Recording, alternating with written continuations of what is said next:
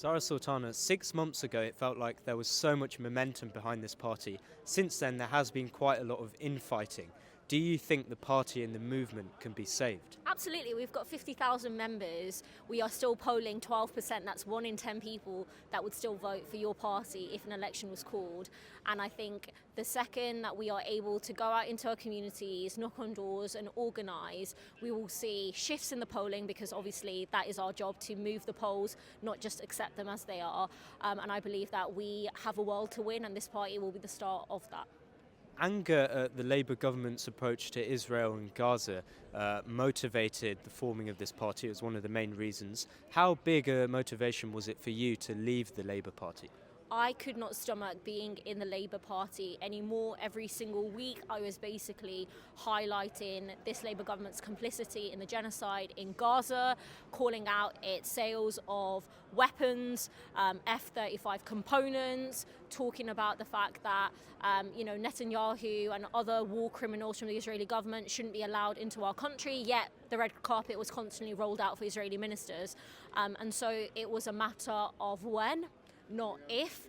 And I left the Labour Party in the week that they decided and voted on cutting benefits for disabled people and prescribing Palestine action.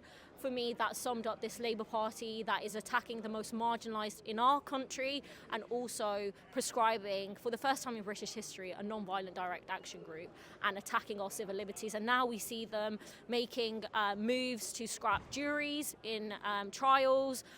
They have handpicked judges in the Palestine Action judicial review case, and this is authoritarianism.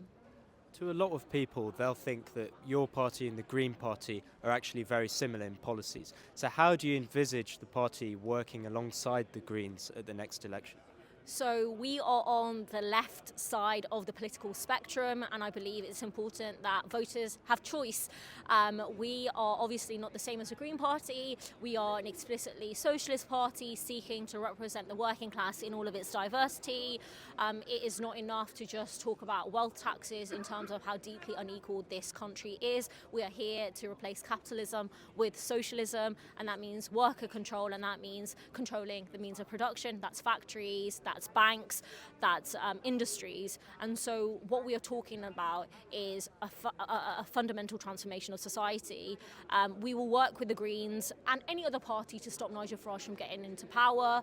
That has to be the guiding principle of all of us on the progressive side of politics. And I've shared many panels and events with Zach Polanski. We get on really well.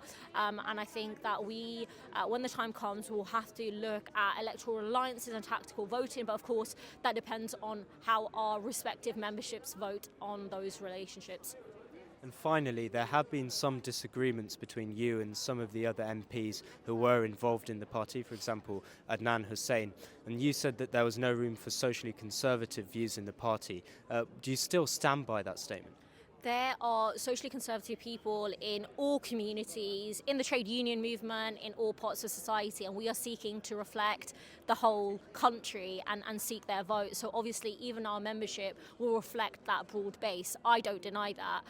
I think it's important to highlight that as a socialist party, we have to centre the most marginalised. We see a ruling class that divides our communities. It divides Muslims against trans people, against disabled people, against refugees and against migrants. We have to show that solidarity is how we fight back, and we have to build coalitions and work together. And if there are people that do not recognise that, then I think that's an important thing to call out. We are here to build an inclusive party, and of course, my analysis is not where everyone else is in terms of building solidarity and building coalitions. But it's important that this party allows people to feel included, to feel represented, and that they have to centre the most marginalised in terms of fighting against the powers that attack us. As a Muslim woman, as a woman of colour, I recognise that my oppression looks different from a black disabled woman, from a trans woman, but the threats are coming from the same place, and we have to fight back together collectively. So you do believe that a progressive position on trans rights is non-negotiable? I think a progressive position on trans rights that recognises that trans rights are human rights is the socialist position for a socialist party. Zarah Sultana, thank you very much.